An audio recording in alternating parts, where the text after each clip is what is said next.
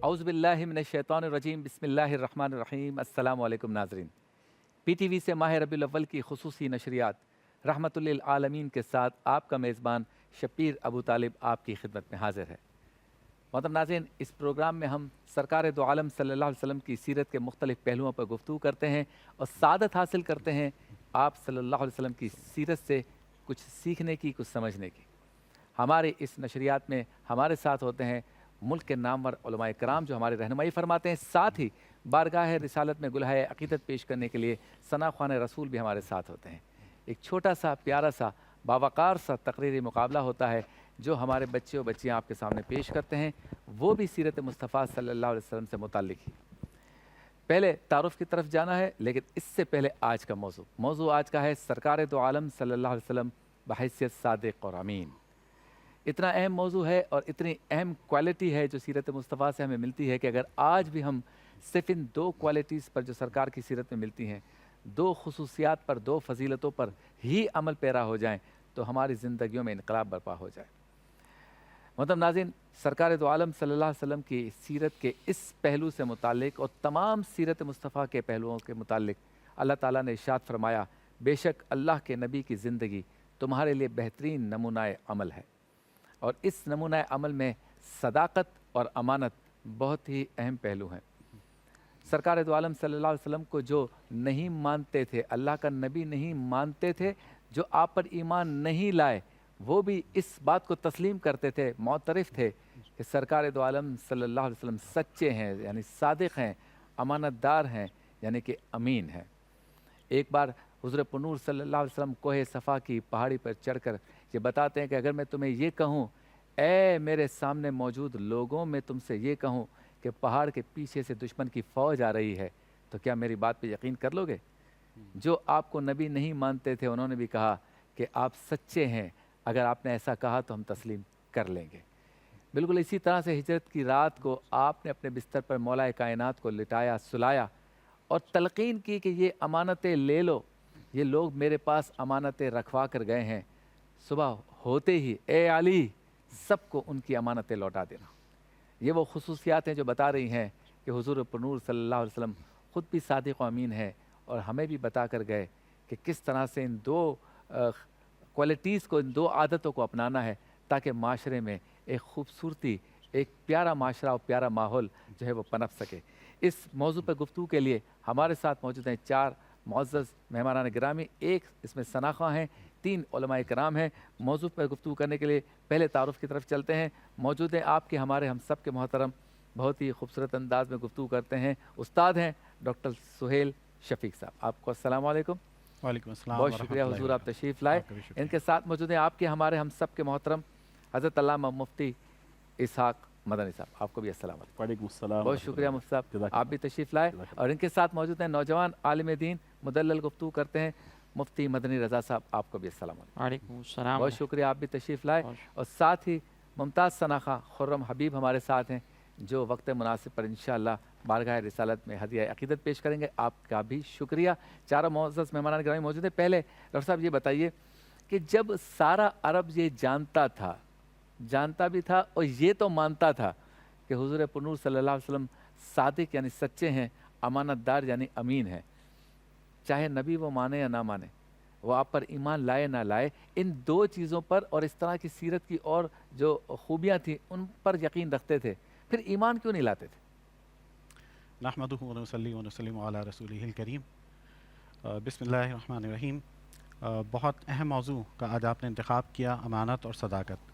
ये किरदार की दो ऐसी खूबियाँ हैं जो अखलाक फ़ाज़िला में शुमार होती हैं। ये किसी इंसान में हो तो वो आला अखलाक का हामिल होता है, और इसके मुकाबले में ख़यानत वो सिफ़त है कि जिस किरदार में हो तो बुराई की तरफ लेकर जाती है।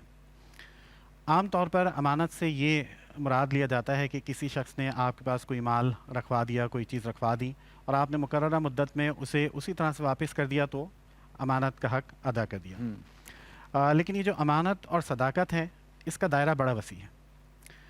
ज़माने जाहिलियत में, अभी आपने अपनी तारुफ़ी कलिमात में भी कहा कि ये दो सिफ़ात ऐसी हैं कि ज़माने जाहिलियत में, कि जब अल्लाह के रसूल सल्लल्लाहु अलैहि वसल्लम ने नबूवत का ऐलान नहीं फरमाया था, उस वक्त भी इन दो सिफ़ात की बड़ी कदर की जाती थी। اور اہل مکہ آپ صلی اللہ علیہ وسلم کی صداقت اور امانت کے باعث آپ کو صادق اور امین کہا کرتے تھے. اور جب آپ نے اپنی دعوت کا آغاز کیا تو آپ نے اسی صفت سے متعلق گواہی طلب کی.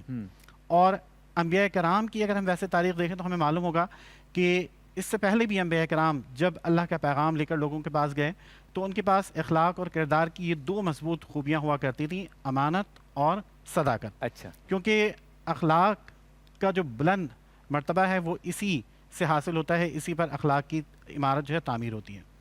اب سوال آپ کا کہ امانت اور صداقت کے جاننے کے باوجود اہل مکہ ایمان کیوں نہیں لے کر آئے؟ تو اس کی مختلف اور متعدد وجوہات ہیں. آپ کے کردار پر انہیں کوئی شک اور شبہ نہیں تھا, امین کہہ کر پکارا کرتے تھے. بارہا مواقع آئے, حجر اسود کی تنصیب کا موقع تھا, آپ صلی اللہ علیہ وسلم تشریف لائے تو اہل مکہ نے, اہل عرب نے کہا حاضل امین, کہ آپ امین ہیں اور ہم آپ پر راضی ہیں. لیکن جس کلمے کی طرف اللہ کے رسول صلی اللہ علیہ وسلم نے دعوت دی کہ قولوا لا الہ الا اللہ, کہ کہہ دو کہ نہیں ہے کوئی معبود اللہ کے سوا, تو یہ جو ایک چھوٹا سا کلمہ ہے لیکن یہ دراصل ایک انقلاب لے کر آنے والا کلمہ تھا. واہ واہ. جس کے نتیجے میں وہ 360 بت جو مکہ مکرمہ میں خانہ کعبہ میں رکھے ہوئے تھے ان کی نفی کرنا ہوتی, اور وہ ہزاروں بت جو انہوں نے اپنے قبائل میں اپنے گھروں میں رکھے ہوئے تھے, جن کی وہ پوجا کیا کرتے تھے, جن کے آگے چڑھاوے چڑھایا کرتے تھے, جن سے ان کی معیشت وابستہ تھی, یہ دراصل اس کا انکار کرنا تھا. تو یہ اصل وجہ تھی کہ انہوں نے آپ صلی اللہ علیہ وسلم کے صادق اور امین ہونے کے باوجود, اس پر ایمان رکھنے کے باوجود, یعنی آپ کی صداقت پر ان کا یقین جو ہے وہ ایمان کے درجے تک تھا, لیکن انہوں نے اس کلمہ کا انکار کر دیا, آپ کی دعوت کو قبول نہیں کیا. لیکن دلچسپ بات یہ ہے کہ اس کے باوجود کہ آپ کی بھرپور مخالفت کی, آپ کی جان کے دشمن ہو گئے, لیکن ہجرت مدینہ کا موقع آتا ہے تو ہم یہ دیکھتے ہیں کہ آپ صلی اللہ علیہ وسلم کے پاس اس وقت بھی کفار مکہ کی امانتیں موجود ہیں جو آپ حضرت علی رضی اللہ عنہ کے سپرد کر کے جاتے ہیں. تو اس سے یہ معلوم ہوتا ہے کہ اہل مکہ کا یہ جو یقین تھا وہ برقرار تھا, آپ کی بھرپور مخالفت کرنے کے باوجود بھی, آپ کی جان کے دشمن ہونے کے باوجود بھی وہ اس بات کا تصور نہیں کر سکتے تھے کہ آپ صلی اللہ علیہ وسلم ان کی امانت میں خیانت کریں گے. تو یہ ان کا جو انکار ہے وہ تو ان کے معاشی مفادات سے وابستہ ہے, اچھا, ان کی تاریخ سے وابستہ ہے, وہ اپنے آباء و اجداد کے جس دین پر عمل پیرا تھے اس کے ساتھ وابستہ ہے کہ وہ ان تمام چیزوں کو ترک نہیں کرنا چاہتے تھے. اور وہ یہ سمجھتے تھے کہ جو سٹی اسٹیٹ آف مکہ, مکہ کی شہری ریاست جو انہوں نے قائم رکھی ہے, جہاں ان کے پاس مختلف مناصب ہیں, عہدے ہیں, اور پورا عرب بلکہ دنیا بھر سے لوگ جو زیارت کے لیے آیا کرتے تھے اور ان کے ماتحت ہوا کرتے تھے, ان کی اجازت سے آیا کرتے تھے, اور اس خانہ کعبہ کی وجہ سے جو ان کو برتری حاصل تھی سیاسی طور پر, وہ یہ سمجھتے تھے کہ ان کی یہ سیاسی برتری عرب پر یہ فوقیت ختم ہو جائے گی. ان کا جو معاشی نظام وابستہ ہے, جو چڑھاوے چڑھائے جاتے ہیں, جو نظر پیش کی جاتی ہے, جو مال و دولت نچھاور کیا جاتا ہے بتوں کے قدموں میں, جو ان کے حصے میں آتا تھا وہ ان کے پاس نہیں رہے گا. تو یہ اصل وجہ تھی کہ انہوں نے جو ہے وہ آپ صلی اللہ علیہ وسلم کے صادق اور امین ہونے کے باوجود اس دعوت کو قبول کرنے سے انکار کیا. جانے کا خوف تھا ان کو, کہ مال کے چھن جانے کا خوف تھا, ان کو معیشت کا اپنا خوف تھا کہ وہ جو ہے پھر وہ سیادت اور قیادت کے اس رتبے پر فائز نہیں رہ سکیں گے.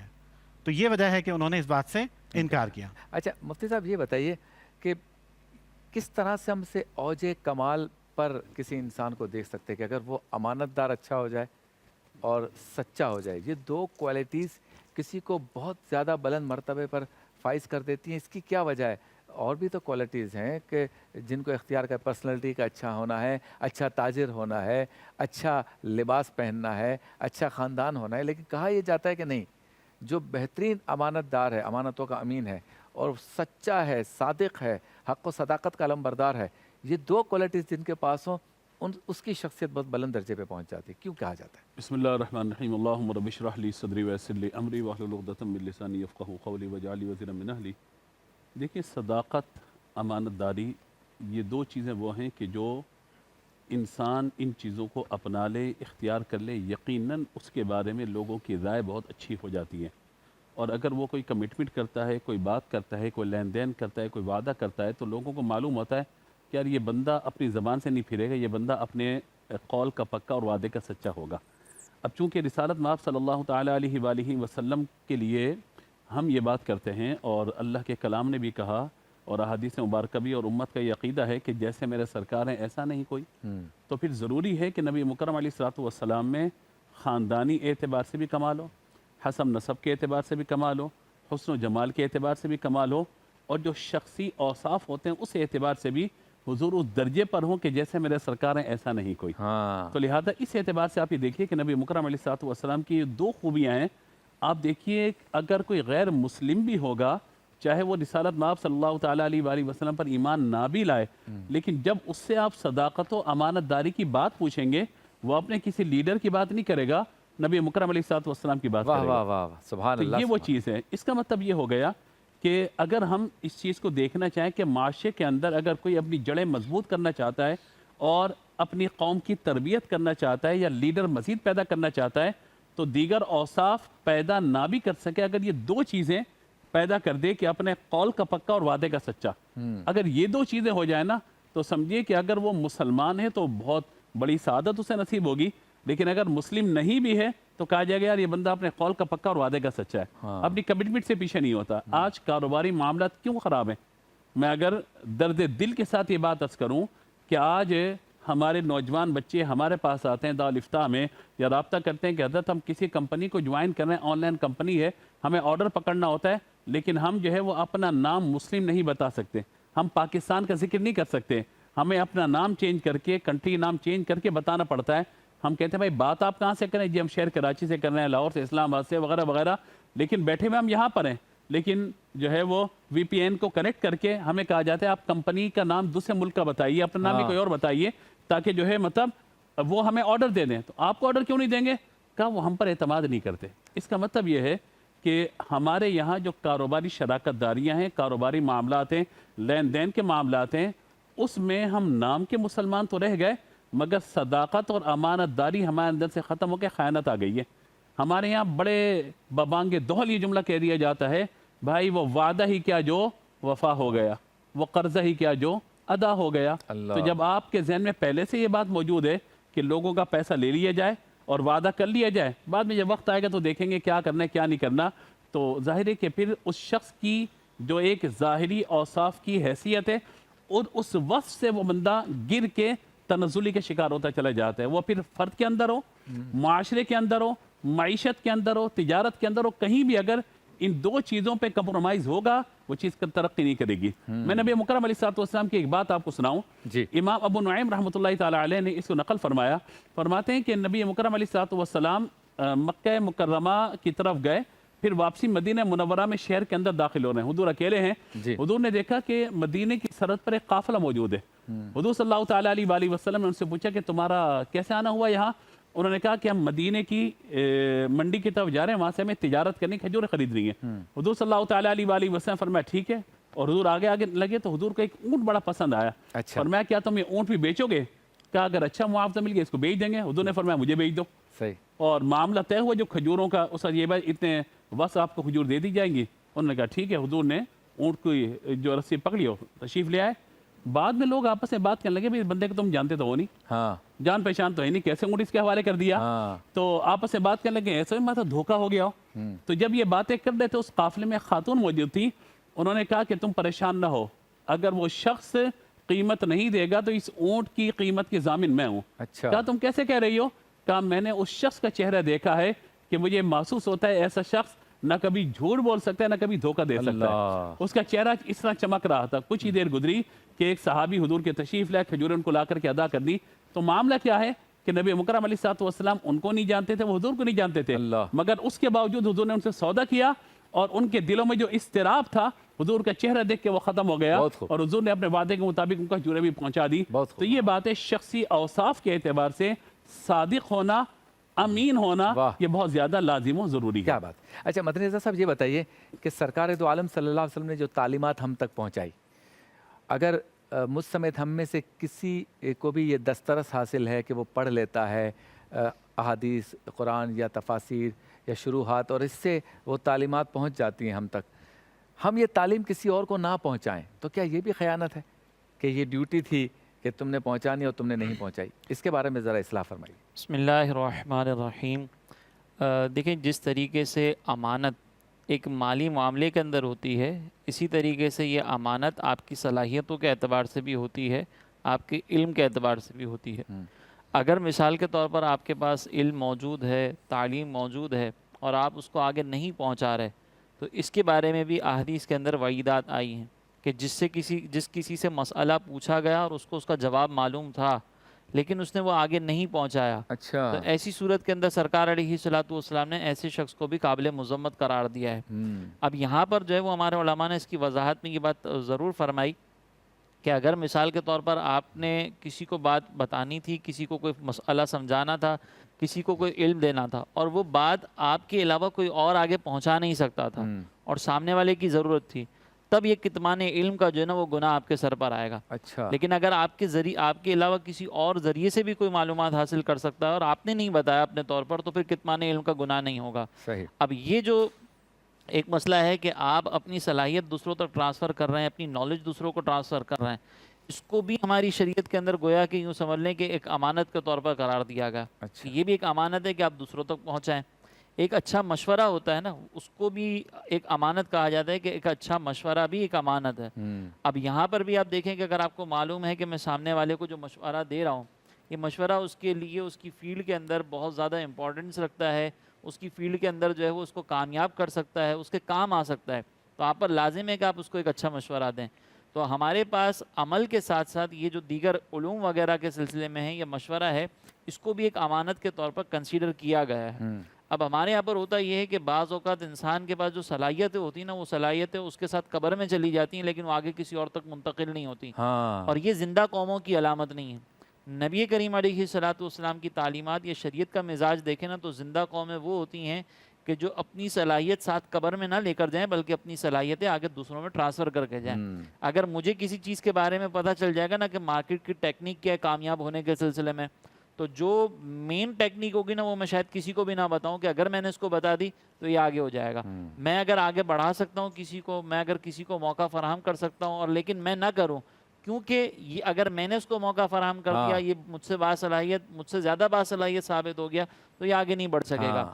تو یہ بھی اخلاقی اعتبار سے امانت میں خیانت ہے۔ تدریس میں بھی ایسا بہت زیادہ ہوتا ہے، تحقیقی کاموں ہوتا ہے، جیسے ڈاکٹر صاحب کا شعبہ ہے، اس میں بھی ایسا ہی ہے کہ اگر کوئی چیز پتہ ہوتی بھی ہے تو آگے نہیں بڑھاتے کہ استاد کی مونوپولی ختم ہو جائے گی۔ اسی طرح جیسے آپ حضرات کا تدریسی شعبہ، اس میں بھی ایسا بالکل تدریس میں بھی ایسا ہوتا ہے کہ بعض اوقات شاگردوں کو وہ ٹیکنیک نہیں بتائی جاتی کہ استاد جو ہے وہ کس ٹیکنیک سے پڑھا رہا ہے، کس ٹیکنیک سے سمجھا رہا ہے، لیکن یہ زندہ قوموں کی علامت نہیں ہے۔ اگر ایک استاد شاگردوں کو اس حیثیت سے پڑھا رہا ہے کہ میرے سامنے جو بیٹھے ہوئے شاگرد ہیں وہ بھی استاد بنے اور اس صلاحیتوں کو مزید آگے منتقل کریں، تو پھر ایک استاد ہوگا باصلاحیت جو آگے مزید 10 استاد پیدا کر سکتا ہے، اور اس 10 استادوں سے مزید آگے کتنے اساتذہ پیدا ہو سکتے ہیں۔ اسی لیے ہمیں نبی کریم علیہ الصلوۃ والسلام کی تعلیمات کو، مزاج شرع کو سامنے رکھ کر اس بات کی طرف بھی توجہ کرنی چاہیے کہ آپ کا علم، آپ کا مشورہ، آپ کی صلاحیتیں، آپ کے پاس جتنی معلومات، آپ کے پاس جتنے مواقع ہیں، اگر آپ کسی اہل کو اس موقع تک پہنچا سکتے ہیں، کسی کو آگے بڑھا سکتے ہیں،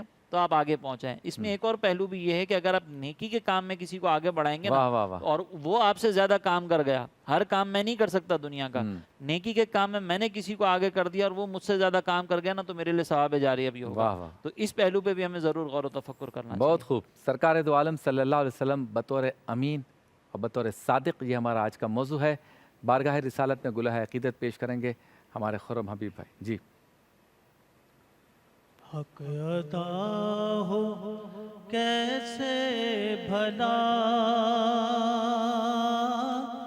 مصطفیٰ کی مدحت کا، اللہ موترف ہے دشمن بھی آپ کی صداقت کا، موترف ہے دشمن بھی آپ کی صداقت کا، بہت ورد جاری رکھنا ہے اس میں جان رحمت کا ورد جاری رکھنا ہے، اس میں جان رحمت کا پیروی تقاضا ہے، آپ سے محبت کا پیروی تقاضا ہے، آپ سے محبت کا۔ کیا بات، انما انا قاسم، ذکر کرتی ہے کسی کا،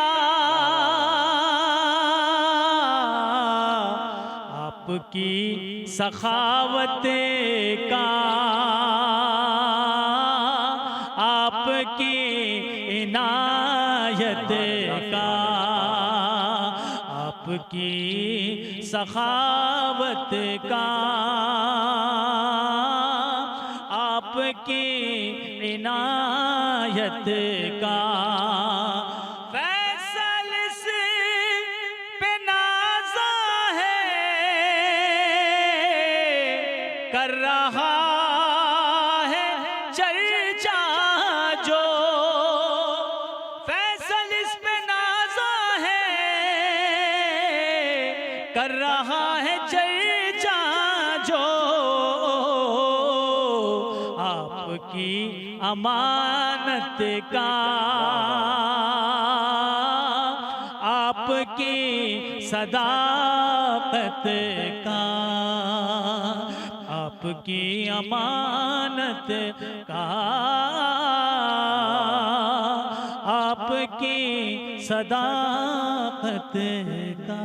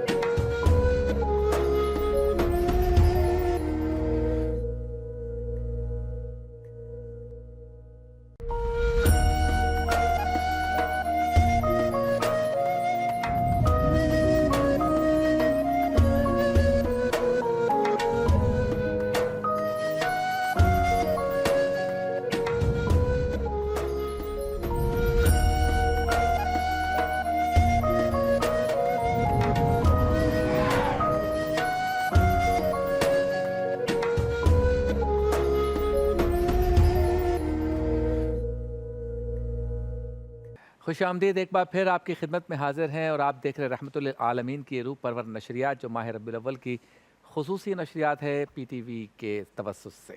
چلتے ہیں اس سیگمنٹ کی جانب جس میں ہمارے ساتھ ہوتے ہیں پیارے پیارے بچے اور نوجوان بچے بچیاں سب، اور وہ کرتے ہیں فن خطابت کا مظاہرہ، ہم ایک موضوع دیتے ہیں، آج بھی ایک موضوع ہے، اور اس سیگمنٹ میں ہم جو موضوع انہیں دیتے ہیں کسی بھی شاعر کے کسی شعر کا ایک مصرع ہوا کرتا ہے، اور سیگمنٹ میں ہمارے ساتھ موجود ہیں 3 بچے ہیں بہت ہی پیارے پیارے، محمد جواد، احمد علی اور محمد رفیع، وہ تشریف لائیں گے، اور آج کا موضوع ہے سبق پھر پڑھ، صداقت کا، عدالت کا، شجاعت کا، اور جیوری ہماری ہیں یہ تینوں معزز علماء کرام، چونکہ آج کا ہمارا موضوع بھی سرکار دو عالم صلی اللہ علیہ وسلم کا صادق اور امین ہونا ہے، لہٰذا موضوع کے حساب سے ہم نے آج ان کو یہ مصرع دیا ہے۔ تو پہلے آتے ہیں محمد جواد، تشریف لائیے، سبق پھر پڑھ، صداقت کا، عدالت کا، شجاعت۔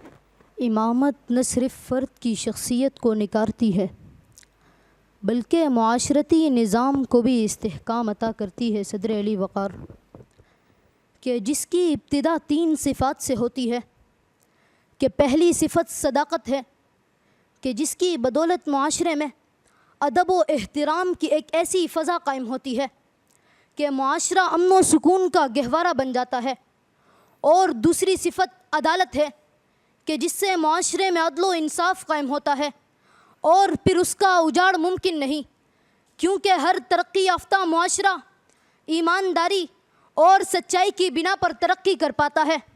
آخری اور اہم چیز شجاعت ہے کہ تاریخ گواہ ہے کہ جب جب مسلم قوم میں بزدلی در آئی تب تب زوال ان کا مقدر بنا۔ سو ان 3 صفات پر عمل کرنے والے ہی معاشرے کی امامت کے قابل ہوتے ہیں، اور ہر دور کا مورخ انہیں خراج تحسین پیش کرتا ہے کہ تاریخ کے اوراق پر نظر دوڑائیں تو دین اسلام کی تبلیغ سے قبل بھی کفاران مکہ آپ صلی اللہ علیہ وسلم کو صادق اور امین کے لقب سے پکارتے تھے۔ یہ آقائے نامدار صلی اللہ علیہ وسلم کی سچائی، بہادری اور ایمانداری ہی تھی کہ جسے دیکھ کر آپ کے ازلی دشمن بھی آپ کے چاہنے والے بن گئے۔ یہ صفات جب صحابہ نے سیکھی تو حضرت ابو بکر صدیق و عتیق کہلائے، تو حضرت عمر نے 22 لاکھ مربع میل پر حکومت کی، تو حضرت عثمان کو ذوالنورین کا شرف ملا، تو حضرت علی حیدر کرار و فاتح خیبر کہلائے، تو حضرت خالد بن ولید کو سیف اللہ کا خطاب ملا، تو حضرت حسین نے میدان کربلا میں 72 سر لٹا کر نانا کے دین کو ہمیشہ کے لیے سرفراز کر دیا۔ یہی صداقت، عدالت اور شجاعت ہی تھی کہ جس کے سبب آج بھی انہیں دنیا رول ماڈل کے طور پر یاد رکھتی ہے۔ سو اس سے پہلے کہ وقت ہماری داستان تک کو مٹا ڈالے، اس سے پہلے کہ ہم تباہی کی دلدل میں جا گرے، آؤ سبق پڑھے صداقت و عدالت کا، آؤ سبق پڑھے شجاعت و بہادری کا، تاکہ دنیا ہمیں ایک عظیم قوم کے نام سے یاد رکھے کہ فلک سے اتری صدا کو سمجھو، یہی کہیں ہے وہ صبح روشن، اٹھو کے توڑے غرور ظلمت، اٹھو کے شب کو زوال بخشے، اٹھو کے راہ وفا سونی، اٹھو کے سچ کو جہاں میں بوئے، لپٹ کے قدموں سے روئے منزل، جنوں کو ایسا کمال بخشے، جنوں کو ایسا کمال بخشے۔ شکریہ۔ سبحان اللہ، ماشاء اللہ۔ یہ تھے محمد جواد جو سبق پھر پڑھ صداقت کا، عدالت کا، شجاعت کا اس موضوع پہ خطاب کر رہے تھے۔ اگلے کنٹیسٹنٹ احمد علی تشریف لائیے، یہی موضوع ہے آپ کے لیے۔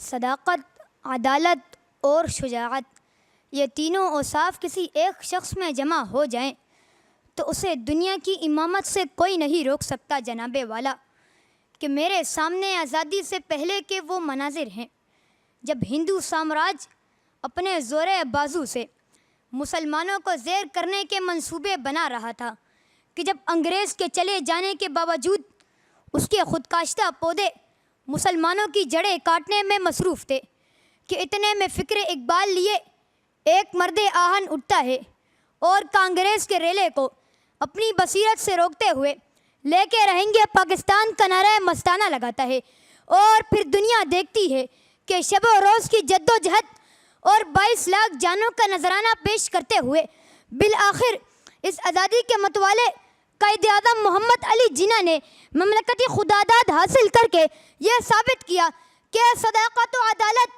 اور شجاعت کے بیکر سے دنیا امامت کا کام ضرور لیتی ہے، کہ ہم نے روندا ہے بیابانوں کو، صحراؤں کو، ہم جو بڑھتے ہیں تو بڑھتے ہی چلے جاتے ہیں، ہم سے واقف ہے یہ دریا، یہ سمندر، یہ پہاڑ، ہم نئے ڈھنگ سے تاریخ کو دہراتے ہیں۔ اے وطن تو نے پکارا تو لہو کھول اٹھا، تیرے بیٹے تیرے جانباز چلے آتے ہیں۔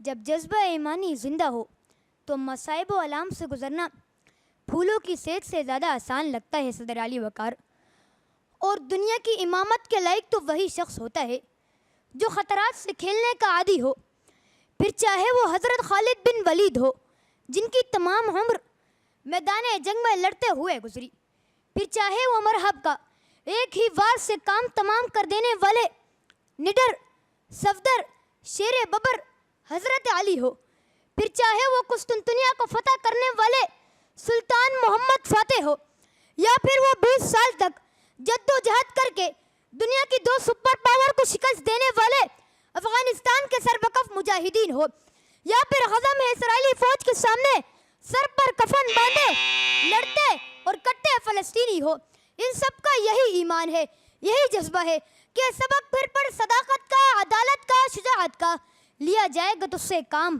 دنیا کی امامت کا، لیا جائے گا تو سے کام دنیا کی امامت کا۔ شکریہ۔ سبحان اللہ، ماشاء اللہ۔ محمد رفیع تشریف لائیے، سبق फिर पढ़ सदाकत का, अदालत का, शुजाअत का। आपका मौजू भी यही है। सदाकत और अदालत के सबब ही शुजाअत पैदा होती है सदर अली वक़ार, और ये ऐसी सिफ़त है जिससे कौमें बामे उरूज पर पहुंच जाती हैं।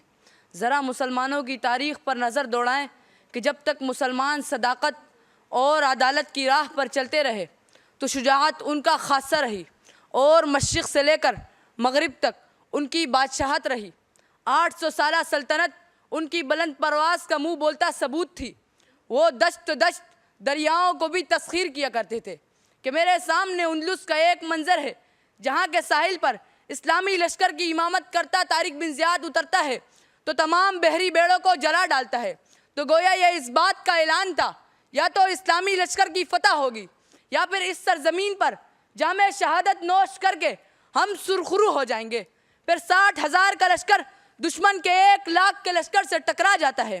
फिर चश्मे फलक ने वो मंजर भी देखा कि जबले तारिक ने उन्हें फतह की नवीद सुना दी कि टल न सकते थे अगर जंग में अड़ जाते थे, पाँव शेरों के भी मैदान से उखड़ जाते थे।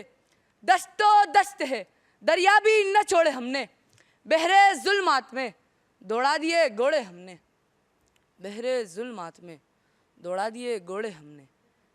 एक खुदा पर यकीन रखने वाले भला तेगो सिना से कहाँ खौफ खाते हैं सदर अली वक़ार। यही वजह है कि हर दौर में उम्मत मुस्लिमा अपने जुदागाना तर्ज अमल के सबब ही अक़वाम आलम में मुमताज़ रही है। सो देखिए, कभी शुजाअत के पैकर मोहम्मद बिन कासिम एक बहन की पुकार पर राजा दाहिर के गुरूर को खाक में मिला देते हैं, तो कभी सदाकत के मसर सलाहुद्दीन अय्यूबी अक्सा की हिफाजत करते हुए दुश्मन पर अपनी हैबत तारी कर देते हैं, तो कभी अदालत के महवर महमूद गजनवी सोमनाथ फतह करते हैं, तो कभी शुजाअत के पैकर टीपू सुल्तान अपनी आखिरी सांस तक लड़ते हुए दुनिया को यह पैगाम देते हैं कि सबक फिर पढ़ सदाकत का, अदालत का, शुजाअत का, लिया जाएगा तुझसे काम दुनिया की इमामत का, लिया जाएगा तुझसे काम दुनिया की इमामत का। शुक्रिया। सुभान अल्लाह, माशाअल्लाह। मोहम्मद जवाद अहमद अली और मोहम्मद रफ़ी ने आपके सामने अपनी अपनी तकारीर की। बहुत खूबसूरत मौजू था, और हमारे मौजू जो हम इस वक्त जो है उलमा इकराम के सामने हमने रखा है उससे मुत्तसिल और मंसूब ही मौजू था। डॉक्टर साहब, सबसे पहले आप बताइए, तीनों का जो फ़न था, जो हुनर था, जो गुफ्तगू थी, इसके बारे में क्या कहते हैं, और पहली पोजीशन किसकी है? एक बार फिर मुश्किल का ही सामना है क्योंकि तीनों ने अच्छी तकरीर की मौजू से मुतालिक की। जो पहली तकरीर थी मोहम्मद जवाद थे, तो बड़ी उन्होंने जज्बात से भरपूर गुफ्तगू की, और उनके बाद जो हैं अहमद अली उन्होंने उतार चढ़ाव का ख्याल रखा गुफ्तगू में, और मिसालें जो उन्होंने पेश की मैंने ये देखा कि उसमें बड़ी वसअत है। और तीसरे नंबर पर जो है मोहम्मद रफ़ी, इन्होंने शेर जो पढ़ा उसको तोड़ दिया, और वो शेर का तासुर जो है बरकरार नहीं रहा। तीनों की अच्छी तकारीर हैं, लेकिन अगर किसी एक को तरजीह देना हो तो दूसरे नंबर पर जो मोहम्मद अहमद अली हैं, मेरा ख्याल है कि वो ज़्यादा बेहतर है। जी मुफ्ती साहब। जी, तकारीर तो माशाल्लाह तीनों की बड़ी अच्छी थी, और मैं मुफ्ती मदनी रज़ा साहब को कह रहा था कि अब हमारा इम्तिहान हो गया है कि हम किधर जाएं, लेकिन जो आखिरी मुकर्रिर थे उन्होंने हमारा इम्तिहान आसान कर दिया वक्त से पहले ख़त्म करके। तो उन्होंने आसानी कर दी कि अब हमें उन इब्तदाई दो में हमें मुकाबला करना है, क्या है क्या नहीं है। तो मैं समझता हूँ कि ये माशाल्लाह दोनों की बहुत अच्छी तकरीर थी, लेकिन दोनों में एक बुनियादी फ़र्क मुझे महसूस हुआ। एक तो ये है कि जो हमारे पहले मुकर्रिर थे उन्होंने सीरत रसूल और सहाबा की ज़िंदगी को बहुत अच्छे अंदाज से फोकस किया। अच्छा, चूंकि इस मौजू में वसअत बहुत ज़्यादा है, तो दूसरे बच्चे ने जो है वो पाकिस्तान के तनाजुर में, इस्लाम के तनाजुर में, और फिर दौर हाजिर के तनाजुर में मिसालें पेश की हैं। तो मैं समझता हूँ अच्छा मुकर्रिर वही दौर हाजिर की, अगर उसके लिए मुमकिन हो तो उन मिसालों को भी अपने सामने रखे, क्योंकि 1400 साल पुरानी मिसालें और दौर हाजिर की मिसालों में ज़ाहिर के बड़ा फ़र्क हो जाता है। हालात हाजरा पे बात करना ये ज़्यादा बेहतर होता है। तो मेरी नज़र में वो उम्र के एतबार से छोटे और आज की तकरीर के एतबार से पहली पोजीशन पे वो आते हैं। और ये शेर जो है या इसका ये जो मिसरा है, ये भी अल्लामा इकबाल का है। जी बिल्कुल। अल्लामा इकबाल ने शायद ये इस दौर या अब आगे मुस्तकबिल की जो सफ़बंदी करनी है उसके लिए एक इनकलाबी सोच जो है दी है इस मिसरे में। जी मुफ्ती साहब। जी बिल्कुल, मैं भी इसहाक साहब की तायद करूँगा। बिल्कुल, मुफ्ती साहब ने जैसे कहा कि आज के दौर के एतबार से तरगीब मौजूद है कि सबक पढ़ फिर सदाकत का, अमानत का। تو یہ آج کے دور میں جگانے کی ضرورت تھی کہ آج ہمارا جو اطراف میں ماحول ہے اس اعتبار سے ہمیں جاگنے کی ضرورت ہے. تو اگرچہ تقریر جواد اور احمد کی دونوں کی بہت اچھی تھی، اور ویسے تو رفیق نے بھی بہت اچھی تقریر کی تھی. رفیق کے ساتھ ایک پرابلم یہ تھا کہ وہ دشت کو جو ہے وہ غلط تلفظ کیا، وقت سے پہلے ختم کر دیا، تو اس اعتبار سے وہ کمزور ہے. اب چونکہ ہمیں دو میں سے کسی ایک کو سلیکٹ کرنا ہے، تو یہ کانٹینٹ کے اعتبار سے دونوں مضبوط اگرچہ ہیں، لیکن چونکہ ایک دور حاضر کے تقاضے کے اعتبار سے اگر ہم دیکھیں کہ ترغیب دی جانی ہے تو اس میں پھر احمد جو ہے وہ کامیاب پاتے ہیں. ہماری مجبوری ہے، باقی تینوں جیتے ہیں اپنے اعتبار ماشاءاللہ، سے. آپ تینوں کا شکریہ، آپ تشریف لائے، تینوں نے بہت اچھا پرفارم کیا. اور یہاں آنا سعادت، سرکار کا ذکر کرنا سعادت، ہمارے بزرگوں کا تذکرہ آپ نے کیا، مجاہدین کا تذکرہ کیا، یہ سب سعادت ہے. لیکن چونکہ دنیاوی اعتبار سے کسی ایک کو مقابلہ جیتنا ہے، تو احمد علی آپ اس مقابلے میں کامیاب قرار پائے ہیں. آپ کو بہت بہت مبارک ہو. اور آپ تینوں کے لیے گفٹ ہیمپرز ہیں، کراؤن فوڈس نے بھیجے ہیں، ون ایپل نے بھیجے ہیں، Karachi institute of free kidney dialysis centre نے بھیجے ہیں. آپ تینوں کی آمد کا بہت بہت شکریہ.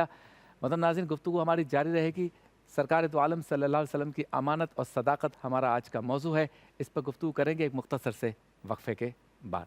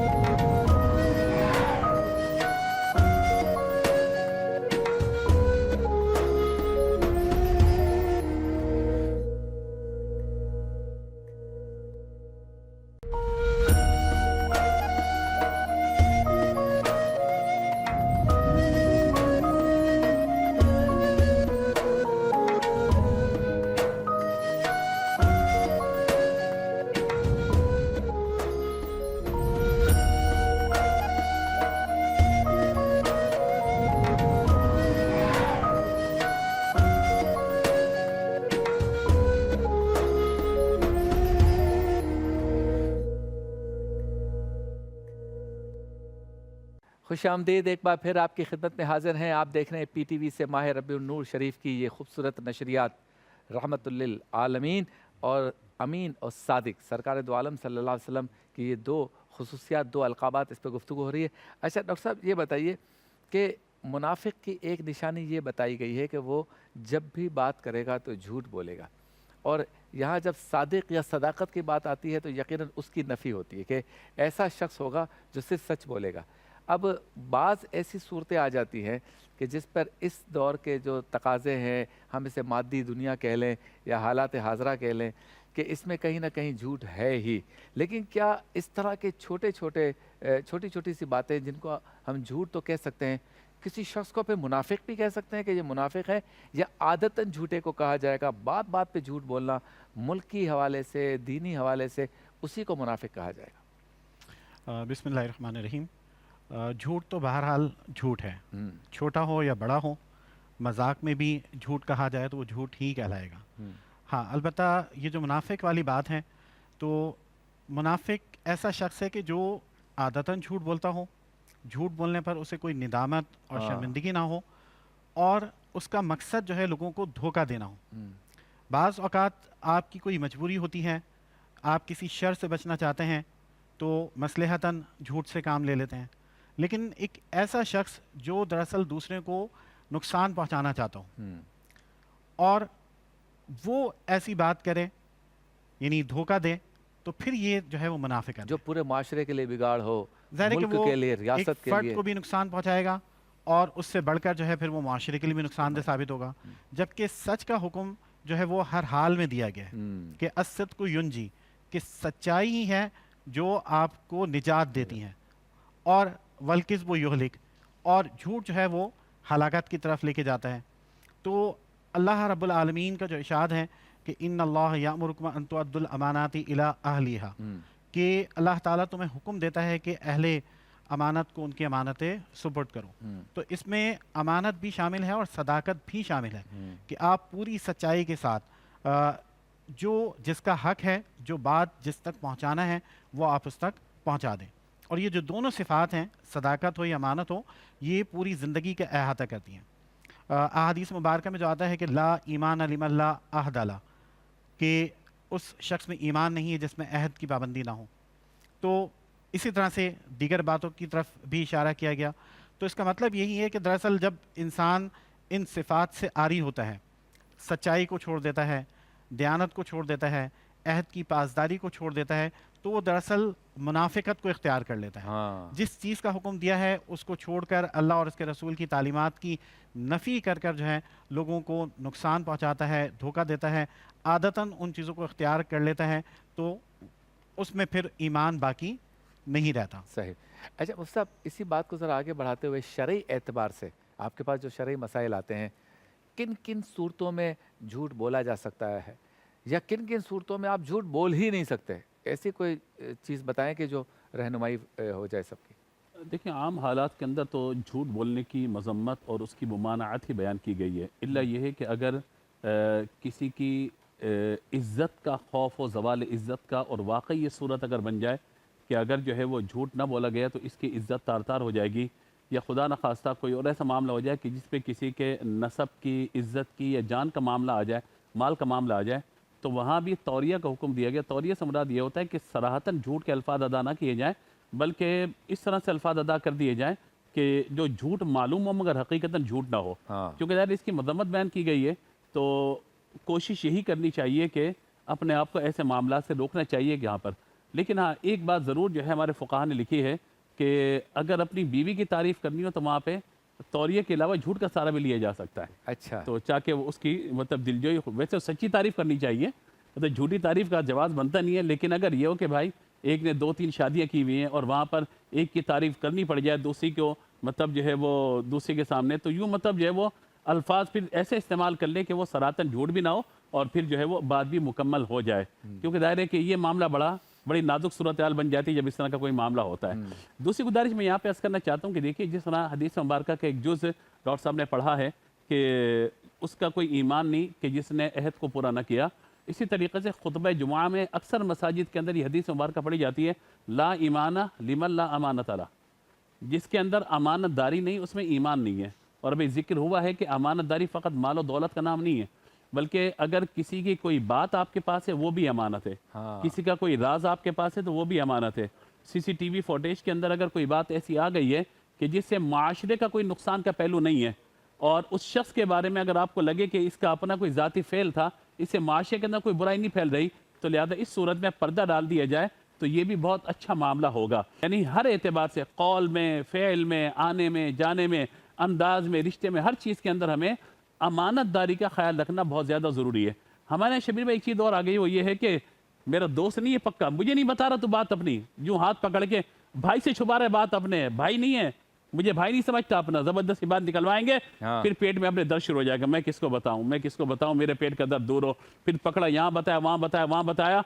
फिर डॉक्टर साहब ने कहा भी आपको बताई थी, यार वो तो मेरा दोस्त है, ये तो किसको नहीं बताएगा, तो वो उसका भी कोई दोस्त होता है, फिर उसका आगे एक और दोस्त होता है, उसके फिर आगे 4 दोस्त होते हैं। तो यूं मतलब जो है ना, जिनों के पेट में दर्द होता है कि दूसरों के राज निकालना, ये करना, वो करना, तो जब तक के किसी के अमल से माशरे को नुकसान ना हो रहा हो, या बाकायदा वो चीटर या फराडिया हो कि जिसके बारे में मालूम हो कि अगर ना बताया गया तो लोग इसके जो है वो आजमाइश का शिकार हो जाएंगे इसके मामले में, तो उस वक्त तक हम पर लाजिम है कि उसकी उस बात को पर्दे में रखा जाए।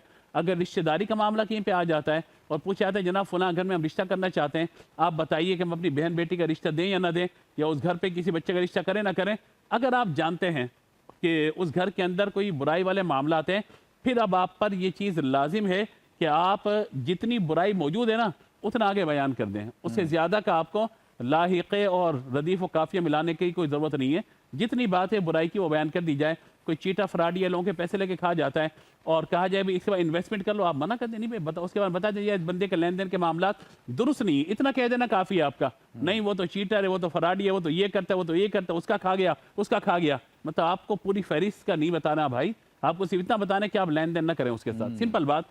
तो ये हमारे यहाँ जो किरदार कुशी के मामलात हो रहे हैं और लोगों के साथ जो मामलात और बर्ताव का रवैया है, ये चीज़ें हमें बताती हैं कि हर मामले के अंदर सदाकत, अमानत, दियानतदारी, इन चीज़ों को इख्तियार किया जाए, और ख़यानत के मामले में हर एक मामले में हम सबको बचने की कोशिश करनी चाहिए। बहुत खूब। अच्छा मदनी रज़ा साहब, आजकल के दौर में اگر کوئی کسی پر جھوٹا الزام یا جھوٹے الزامات لگائے یہ بھی بددیانتی میں آئے گا جی ہاں بالکل یا ایسے ہی۔ جھوٹ میں آئے گا، کس میں آئے گا؟ دیکھیں یہ الزام تراشی جو ہے یہ سامنے والے کی عزت پر جو ہم حملہ کر رہے ہیں، اس میں ایک جھوٹ کا پہلو ضرور ہے کہ جب سامنے والے نے کوئی غلطی کی نہیں ہے تو آپ اس کے اوپر ایک غلط الزام لگا رہے ہیں، تو یہ جھوٹی تہمت جو ہے اس کو جھوٹ میں شمار کیا جائے گا، اس کو کذب میں شمار کیا جائے گا۔ اور ہماری شریعت مطہرہ کے نزدیک جو ہے وہ کسی پر بہتان باندھنا یہ انتہائی سخت ہے۔ جیسے مثال کے طور پر غیبت کے بارے میں کہا جاتا ہے کہ اگر ہم نے کسی کی غیبت کی، یعنی ایسی برائی جو اس کی ذات میں موجود ہے اور بلا وجہ ہم کسی اور کو بیان کر رہے ہیں، تو نبی کریم علیہ الصلوۃ والسلام نے فرمایا کہ غیبت جو ہے وہ آگ اس طرح نیکیوں کو کھا جاتی ہے جیسے آگ لکڑی کو کھا جاتی ہے۔ اللہ، تو صحابہ کرام نے عرض کی کہ یا رسول اللہ اگر کسی کے اندر یہ معاملہ موجود ہو، یہ برائی موجود ہو جس کو ہم ذکر کر رہے ہیں، کیا تب بھی یہ حکم ہوگا؟ تو سرکار علیہ السلام نے فرمایا یہی تو غیبت ہے، اگر اس میں معاملہ نہ ہو تو وہ تو بہتان ہے۔ ہاں، تو اس کا مطلب یہ ہے کہ اگر آپ کسی کے اوپر الزام لگا رہے ہیں تو یہ غیبت سے بڑا گناہ ہے، یہ غیبت سے زیادہ سخت ہے۔ اور ہمارے یہاں پر ہم قدم قدم پہ کسی کے اوپر الزام لگا رہے ہوتے ہیں۔ فار ایگزامپل اب ہمارے یہاں پہ جج کرنے کا معیار یہ ہوتا ہے، الزام تراشی صرف یہ نہیں ہے کہ آپ کسی کو چور ڈاکو کہیں، اگر آپ کسی کو بلا وجہ متکبر بھی کہہ رہے ہیں نا، یہ بھی بہتان ہے۔ اور ہمارے یہاں پر معیار کیا بنا ہوا ہے، میں نے اس کو اسٹیج پہ بیٹھے ہوئے دیکھا تھا، یہ جو نا وہ اشارہ کر اس کو جب کسی نے سلام کیا تو اس نے اشارے سے جواب دیا اور بڑے اکڑ کے جواب دیا۔ ہاں، اب میں نے اس کی پرسنل زندگی نہیں دیکھی، میں نے اس کو قریب بیٹھ کر نہیں دیکھا، لیکن اس کے باوجود میں نے فوراً اس کے اوپر الزام تراش دیا کہ یہ متکبر آدمی ہے۔ اسی طریقے سے اگر ہم نے کسی کو چلتے ہوئے دیکھا، اس کے تھوڑا سا انداز کو دیکھا تو ہم نے کہا کہ یہ تو بیوقوفوں کی طرح چل رہی، بڑا بیوقوف آدمی ہے۔ تو ہم جج بھی جو کرتے ہیں نا وہ دور سے بیٹھ کر جج کر رہے ہوتے ہیں اور چھوٹی چھوٹی چیزوں کے اندر دوسروں پر الزام لگا رہے ہوتے ہیں۔ کسی کی ایک بات کا پہلو ہم اپنی مرضی سے سمجھتے ہیں، اپنی مرضی سے اس کو سننے کے بعد، سمجھنے کے بعد، اس کی تشریح کرنے کے اپنے بعد تئیں رائے قائم کر لیتے ہیں۔ اپنے تئیں رائے قائم کرتے ہیں، سامنے والے سے وضاحت طلب کرنے کی بھی کوشش نہیں کرتے۔ پھر جو میں نے سمجھا ہے وہ میں سب کو بتا رہا ہوتا ہوں اس کے بارے میں، لیکن جب اگلے بندے سے پوچھتے ہیں کہ بھئی آپ کے جملے سے آپ کی کیا مراد تھی، تو بعد میں پتہ چلتا ہے کہ وہ تو کسی اور سمت پر یہ بات کہہ رہا تھا، کسی اور جہت پہ اس نے یہ بات کہی تھی، ہم نے کسی اور جہت پر اس کو ٹرانسفر کر دیا۔ تو ہم یہ الزام تراشی بعض اوقات سامنے والے کے عقیدے پہ بھی لگا رہے ہوتے ہیں، سامنے والے کے کردار پہ بھی لگا رہے ہوتے ہیں، سامنے والے کی ذاتیات پہ لگا رہے ہوتے ہیں، سامنے والے کے خاندان پر یہ الزام تراشیاں لگا رہے ہوتے ہیں، اور یہ ہمارے معاشرے کی انتہا درجے کی برائی ہے۔ اور جو ہمارے بعض ایسے افراد ہوتے ہیں جو عوام کی نگاہوں میں رہتے ہیں اکثر، جیسے میڈیا پرسنز ہوتے ہیں، وہ بیچارے اس الزام سے کبھی بچ ہی نہیں سکتے۔ انہوں نے اگر کوئی ایک چیز غلط کی ہوگی نا تو 10 عیب ہم اپنی مرضی سے ان کے کھاتے میں ڈال دیں گے۔ تو یہ جو ہمارے یہاں پر انداز ہے، جو رویہ ہے، آپ نے اگر کسی کے بارے میں کوئی رائے قائم کرنی ہو نا تو اس کا بہترین طریقہ یہ ہوتا ہے کہ آپ پہلے اس کے قریب رہیں، اس کی صحبت اختیار کریں، اس کے دن رات شب و روز کو دیکھیں، اور پھر آپ کوئی رائے قائم کریں تو پھر ایک بات بنتی ہے۔ اگر آپ نے پہلے رائے قائم کر لی اور اس سے ملاقات تک نہیں ہوئی آپ کی، خالی ایک دفعہ ملاقات ہوئی، بعض لوگ یہ بھی کہتے ہیں کہ بھائی میری تو صلاحیت یہ ہے کہ ایک دفعہ ملاقات کرتا ہوں نا مجھے شخصیت کا پتہ چل جاتا ہے، اور بعد میں پتہ چلتا ہے کہ جو آپ کو معلوم ہوا تھا نا شخصیت کے بارے میں، وہ شخصیت بالکل 180 ڈگری چینج ہے، تو آپ نے تو دوسروں کے سامنے ہی ذکر کر دیا۔ تو اسی لیے یہ بہتان لگانا یہ غیبت سے بڑا گناہ ہے اور ہمیں اس سے بچنے کی ضرورت ہے، اور یہ بھی جھوٹ کے زمرے میں آتا ہے۔ بہت خوب، سرکار دو عالم صلی اللہ علیہ وسلم کی امانت اور صداقت، یہ ہمارا آج کا موضوع تھا۔ بہت ہی پیاری گفتگو آپ تینوں معزز علماء کرام نے فرمائی۔ ڈاکٹر صاحب آپ کا شکریہ، آپ تشریف لائے۔ مفتی صاحب آپ کا بھی شکریہ، مفتی صاحب آپ کا بھی شکریہ، آپ تشریف لائے۔ ہمارے بہت ہی پیارے ثنا خان خرم صاحب آپ کا بھی شکریہ، آپ تشریف لائے۔ آپ کے کلام پر اختتام ہوگا، لیکن آج کی اس گفتگو کا سینٹرل آئیڈیا، مرکزی خیال یہ ہے کہ سرکار دو عالم صلی اللہ علیہ وسلم کی ذات اقدس کا ہر گوشہ ہمارے لیے رہنمائی ہے، اور امانت داری ہو یا ایفائے عہد، سچائی، دیانت کا راستہ، نیک اعمال، یہ سب رضا الہی کا ذریعہ ہیں۔ ان اعمال سے ایک مسلمان دوسرے کے دل میں جگہ بنا سکتا ہے۔ آج جب کہ ٹیکنالوجی کا دور ہے، ہمارے پاس کسی کے خلاف کوئی میسیج آتا ہے، ہم بغیر تحقیق کے اس کو آگے بڑھا دیتے ہیں، یہ بھی بہت بری بات ہے۔ اور ایک اگر جھوٹ ہمارے سامنے آیا، تحقیق نہیں کی، اس کو آگے کر دیا، تو اس جھوٹ میں ہم بھی شامل ہو گئے۔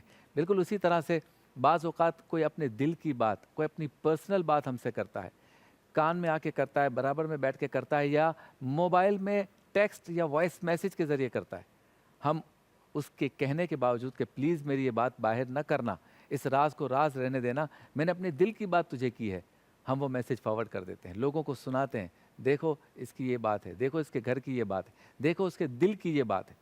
یہ بھی اس کی امانت میں خیانت کرنا ہے۔ پھر سب سے اہم بات الزامات لگانا۔ ہم جب کسی بندے کو جانتے نہیں ہیں لیکن کوئی آ کر ہمیں کہتا ہے کہ اس میں یہ برائیاں ہیں، ہم اس بندے سے نہیں پوچھتے کہ تم سے متعلق مجھے یہ پتہ چلا ہے کیا یہ بات صحیح ہے، اس سے پوچھے بغیر ہم اس بات کو، اس الزام کو کسی سے سن کر بغیر تحقیق کے پھر آگے بڑھا دیتے ہیں اور اس شخص کی معاشرے میں کردار کشی ہوتی ہے۔ یہ ساری چیزیں امانت اور صداقت کے لیے یا اسی زمرے میں آتی ہیں۔ ہم بات کو امانت سمجھ کر اپنے پاس رکھیں تو ثواب ہے، کسی کے راز کو، کسی کی بات کو امانت سمجھ کر اپنے پاس نہ رکھیں، اس کا راز باہر لے جائیں تو یہ یقیناً امانت میں خیانت ہے۔ اسی طرح سے کسی کی سچی بات کو آگے کریں گے تو یقیناً یہ ثواب کا کام ہے۔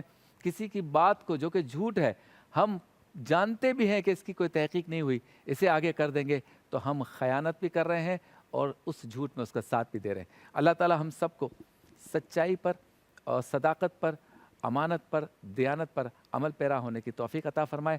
اپنے میزبان شبیر ابو طالب کو اجازت دیجیے۔ اللہ حافظ۔ کلام سنیں گے خرم حبیب بھائی سے۔ رسول پاک کی نعتیں اللہ سنانے آئے ہیں، ہم ان کے ذکر کی محفل سجانے آئے ہیں، انہیں کے آنے سے روشن یہ کائنات ہوئی، انہیں کے آنے سے روشن یہ کائنات ہوئی، وہ ظلمتوں کے بتوں کو مٹانے آئے ہیں، وہ ظلمتوں کے بتوں کو مٹانے آئے ہیں، ظہور پاک پہ آدم سے لے کے عیسیٰ تلک سلامی دینے کو سارے زمانے آئے ہیں، رہے حضور سے نسبت صدا ہمیں ہے، رہے حضور سے نسبت صدا ہمیں ہے، وہی تو ہے جو ہمیں بخشوانے آئے ہیں، وہی تو ہے جو ہمیں بخشوانے آئے ہیں، ہم ان کے ذکر کی محفل سجانے آئے ہیں، رسول پاک کی نعتیں سنانے آئے